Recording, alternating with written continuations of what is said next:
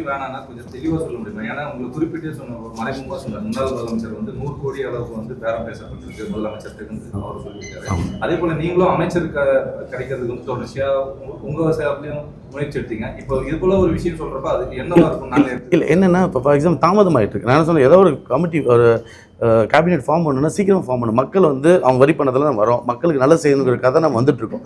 அப்படி மக்கள் நல்லா செய்யும் போது இப்படி இதிலே இந்த லாஸ்ட் டைமே பார்த்தீங்கன்னா 50 to 60 நாள் 2 மாதம் வந்து வெறும் மினிஸ்டர் அப்பாயின்ட் பண்ணுறதுலேயே ரொம்ப டிலே ஆகிட்டு தாமதம் ஆகிட்டுருச்சு. இதனால் என்ன ஆகுதுன்னா நம்ம செயல்பாடுகள் வந்து சீக்கிரமாக பண்ண முடியல. இதே பக்கத்து மாநிலம் தமிழ்நாடு எடுத்துக்கிட்டிங்கன்னா இன்றைக்கி வந்து அவங்க புதுசாக ஆட்சிக்கு வந்திருக்காங்க.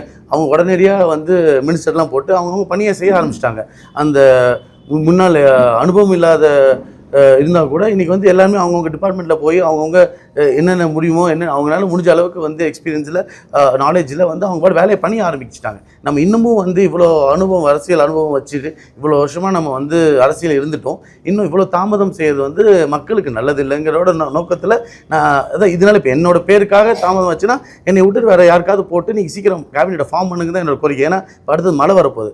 மழை வந்து போச்சுன்னா நம்மளுக்கு உடனே இந்த வாய்க்கால்லாம் ஃபுல்லாக வந்து இப்போ மேஜராக பார்த்திங்கன்னா இந்த நம்மளுக்கு இந்த ரெண்டு வாய்க்கால் வந்து நமக்கு உப்பனாரும் வெள்ளவாரி கிணலும் ரொம்ப பாதிக்கும். இப்போ இந்த வாட்டி மழைக்கே வந்து எங்களுக்கு உப்பனாறு வந்து அந்த வாய்க்கால் வந்து தோண்டாமல் இருந்தனால அங்கே தண்ணியெல்லாம் தேங்கி நின்று மக்களுக்கு வந்து பாதிப்பு அதிகமாகிச்சு. அப்போ நாங்கள் தான் போய் ஜேசிபிலாம் வச்சு உடனே அதை தூர்வாரி இதெல்லாம் பண்ணோம். ஸோ இந்த வேலை வந்து ஆல்மோஸ்ட் 15 வருஷம் மேலே இந்த வேலை நடந்துட்டுருக்கு, இந்த பிரிட்ஜ் வேலை.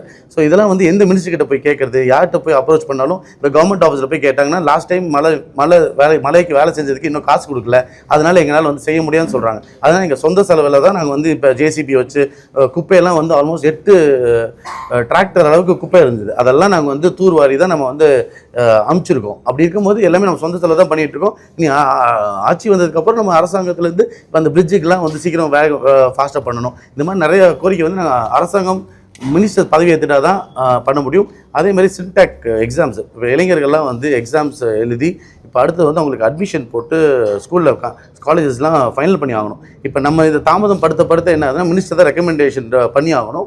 அது போக இப்போ தமிழ்நாடு மற்ற ஸ்டேட்டில் பக்கத்து மாநிலங்களில் ப்ளஸ் புதுச்சேரி எல்லாத்துலேயுமே வந்து வேகன்சியை ஃபில் பண்ணிடுவாங்க. இவங்களுக்கு கடைசியில் எங்கேயும் ஸ்காலர்ஷிப்பில் எங்கேயும் கிடைக்காம அவங்களுக்கு அங்கேயும் கிடைக்காம நம்மளோட புதுச்சேரி மக்கள் வந்து பாதிக்கப்படுவாங்க. அந்த ஒரு கோரிக்கையெல்லாம் இருக்குது. அதனால் இது நிறைய விஷயங்கள் தாமதமாகுது. அது தாமதமாக்காமல் கொஞ்சம் வேகமாக செஞ்சால் நல்லாயிருக்குங்கிறது தான் எங்களோட கோரிக்கை.